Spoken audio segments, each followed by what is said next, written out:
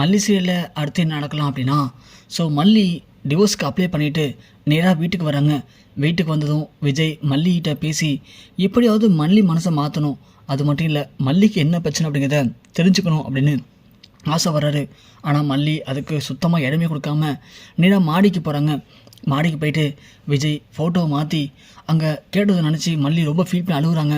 ஒரு பக்கம் விஜய் இருக்க இருக்க நம்ம மேலே பைத்தியமாக மாறிட்டுருக்காரு. ஆனால் இன்னொரு பக்கம் நாம் விஜய் விட்டு பிரிஞ்சு தான் ஆகணும் அப்படின்னு நாம் விஜய் விட்டு பிரியறதுக்கு டிவோர்ஸ்லாம் அப்ளை பண்ணியாச்சு. இனிமேல் விஜய் என்ன பண்ணணும், நம்ம மனசை கல்லாக்கிக்கிட்டு நாம் விஜய்கிட்ட ஒரு மாதிரி கோவமாக தான் பேசணும். அப்போ தான் விஜய் நம்மளை வெறுப்பார். 2 நாளாக நானும் விஜய்கிட்ட ஒரு மாதிரி கோவமாக தான் பேசிகிட்டு இருக்கேன். விஜய் என்னை வெறுத்திருப்பார்னு நினச்சேன். ஆனால் இருக்க இருக்க விஜய் எல்லாத்தையும் மறந்துட்டு என் மேலே இன்னும் அன்பாக இருக்கிறதுக்கு அவர் பண்ணுற ஒவ்வொரு விஷயமும் என்ன அவர் பக்கம் இழுத்துக்கிட்டே இருக்குது. கடவுளே, இது எனக்கு புது சோதனை அப்படின்னு மல்லி பயங்கரமாக அழுகிறாங்க. அழுதுகிட்டே அப்படியே தூங்கிடுறாங்க. விஜய் இங்கே யோசிச்சுட்ருக்காரு.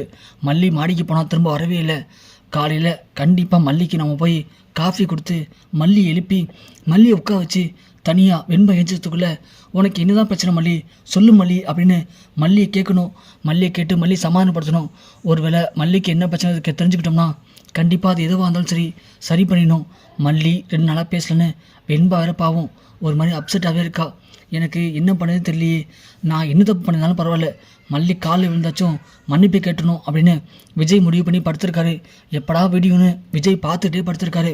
ஸோ ஒரு வழியாக விடிஞ்ச உடனே இங்கே மல்லியும் நாம் குளிச்சுட்டு போயிட்டு டிவோர்ஸ்க்கு மேடத்துட்டு அப்ளை பண்ணிட்டு வந்துடலாம் அப்படின்னு குளிக்க போகிறாங்க. விஜய் அப்போ தான் நேராக மல்லியை பார்க்கலான்னு சொல்லி காஃபிலாம் போட்டுட்டு மேலே போகிறாரு. ஆனால் விஜய் வரத்துக்குள்ளே மல்லி எஞ்சி குளிக்க போயிருக்காங்க. விஜய் போய் பார்க்குறாரு, மல்லியை காணும். அப்போ தான் பாத்ரூம் சவுண்டு கேட்குது.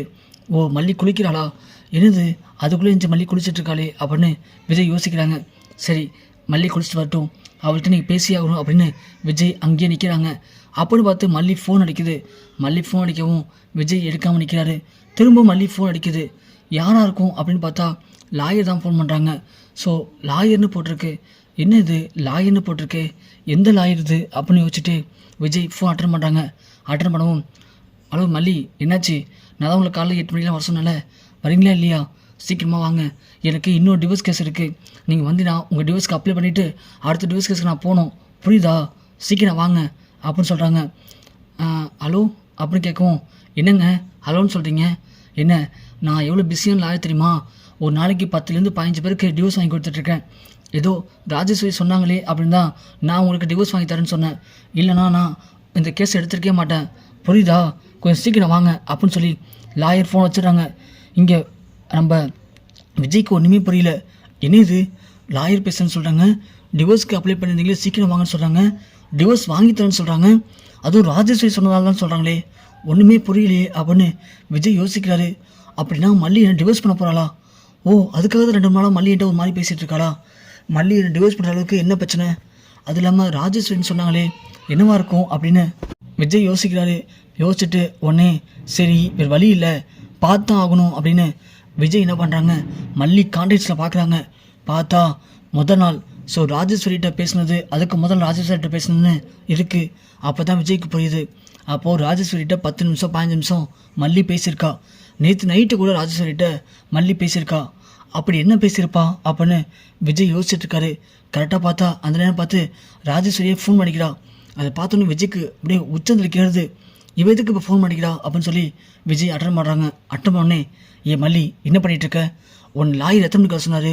என்ன இன்னும் போகலையா? இங்கே பாரு, திரும்பவும் சொல்கிறேன், சும்மா என்கிட்ட ஒன்று சொல்லிவிட்டு அங்கே போய் லாயரை பார்க்காம டிவோர்ஸ் வாங்காமல் வந்தோன்னு வச்சுக்கேன், அப்போ நான் சொன்னது மனசில் வச்சுக்கோ, கதிரேசனோட கூட்டணி சேர்ந்து ரஞ்சிதா விஜய்க்கு எதாவது சாட்சி சொல்லி விஜய் தூக்கி ஜெயிலுக்கு அனுப்பிச்சிருவேன், வெண்பா பிரித்து கதிரேசன் ஒப்படைச்சிருவேன். இங்கே பாரு, இது 2மே நடக்காமல் இருக்கணும் அப்படின்னா நான் சொன்ன மாதிரி ஒழுங்காக போய் இந்த லாயரை பார்த்து ஒழுங்காக விஜய்க்கு டிவோர்ஸ் கொடுத்துட்டு கிளம்பி போகிற வழியை பாரு. சும்மா ஏதாவது தேவையில்ல பிரச்சனை பண்ண நினைக்காத, அப்புறம் இந்த ராஜேஸ்வரி மனுஷியாக இருக்க மாட்டேன். சீக்கிரம் லாயர் ஆஃபீஸ் போயிட்டு எனக்கு கால் பண்ணி அப்படின்னு ராஜி பேசிட்டு ஃபோன் வச்சிடுறாங்க. அப்போ தான் விஜய்க்கு புரியுது. ஓ, அப்போ அந்த ராஜி கூப்பிட்டு இந்த மலை சொல்லி மல்லி மிரட்டியிருக்கா, அதனால தான் மல்லி 2 நாள் நம்மள்கிட்ட மூஞ்ச காட்டிக்கிட்டு இருக்காளா, டிவோர்ஸ்க்கு அப்ளை பண்ணுறதுக்கு வந்துட்டாளா அப்படின்னு விஜய் ஃபோன் வச்சுட்டு உட்காந்துருக்காங்க. மல்லி அப்போ தான் குளிச்சுட்டு வராங்க. வந்ததும் விஜய் பார்த்ததும், எதுக்கு விஜய் காலையில் வந்திருக்காரு, என்ன வேணும் உங்களுக்கு இப்போது, ஏங்க வந்திருக்கீங்க? டீ சாப்பிடு மல்லி, நான் உனக்கு டீ கேட்டேனா? அப்போ சரி, எங்கே கிளம்பிட்டு இருக்க? இங்கே பாருங்க, இந்த வீட்டில் யாரும் என்ன எங்கே போகிறேன் என்ன பண்ணேன்னு கேட்காதீங்கன்னு பல வாட்டி சொல்லிட்டேன். உங்களுக்கு சும்மா சொன்னால் புரியாதா உங்களுக்கு? ஆமாம்மா, எப்படி எனக்கு புரியாமல் இருக்கும்? நீ டிவோர்ஸ்க்கு அப்ளை பண்ணிட்டல, இப்போ லாயரை பார்க்கணும், மணி ஆயிடுச்சுல, சீக்கிரம் கிளம்பு அப்படின்னு சொல்ல மல்லி அப்படியே ஒரு மாதிரி ஜொயின் ஆகிடுறாங்க. விஜய், என்ன மல்லி பேசுவியே கத்தி கத்தி பேச பார்க்கலாம் இப்போ? ஏன்னா உன்னால் பேச முடியாது. ஏன்னா நீ கோவமாக இல்லை, கோவமாக இருக்குமே நடிச்சிட்ருக்க.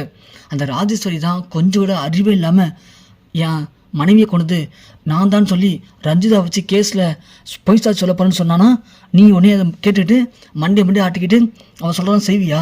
உனக்கு கொஞ்சம் அறிவே இருக்காதா? ஏன் இப்போலாம் சொல்கிற ராஜி அப்படின்னு என்கிட்ட சொல்லியிருந்தா நான் அப்பயே இதுக்கு என்ன பண்ணணும்னு முடிவு எடுத்திருப்பேன். அதை விட்டுட்டு எதுக்கு மல்லி இப்படி பண்ண?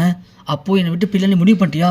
சொல்லு மல்லி அப்படின்னு விஜய் கேட்க, விஜய் என்னை மன்னிச்சிருங்க விஜய், நான் தெரியாமல் அப்படி அவசரப்பட்டு முடிவு எடுத்துட்டேன். எனக்கு அவர் வழி தெரில விஜய். உங்களையும் வெண்பாவே பிரிக்கிறேன்னு அந்த ராஜி சொன்னதும் எனக்கு என்ன பண்ணுறதுன்னு தெரில விஜய். அதனால தான் நீங்கள் வெண்பா விட்டு பிரிஞ்சிட்டாலும் வெண்பா உங்கள்கிட்ட பிரிஞ்சிட்டாலும் கண்டிப்பாக 2 பேருமே நிம்மதியாக இருக்க மாட்டீங்க. அதனால தான் வழி தெரியாமல் நான் உங்கள்கிட்ட பிள்ளைன்னு முடிவு பண்ணிட்டேன் விஜய். என்னை மன்னிச்சிருங்க விஜய், என்னை மன்னிச்சிருங்க அப்படின்னு மல்லி விஜய் காலை பிடிச்சி பயங்கரமாக அழுகிறாங்க.